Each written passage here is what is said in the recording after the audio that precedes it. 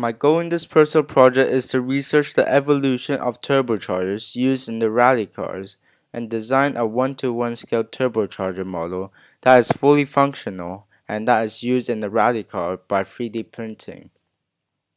The global context in this personal project is scientific and technical innovation. In engineering, there are many parts to it, and I chose to do something that could relate to it, which was creating a turbocharger. Since it needed to be more challenging, making a model out of it by 3D printing would be a great idea.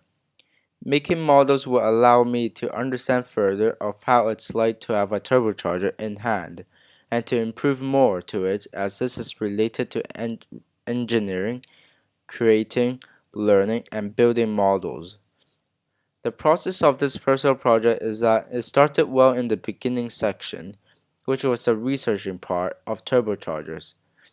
And then as grade 10 started, there were other tasks that got delayed as there are other things to do in grade 10.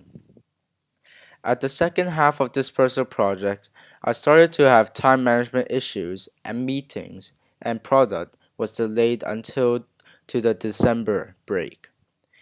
The product of this personal project is that to 3D print a turbocharger, and that is used in a rally car, and the 3D printed turbocharger model must fully function and work.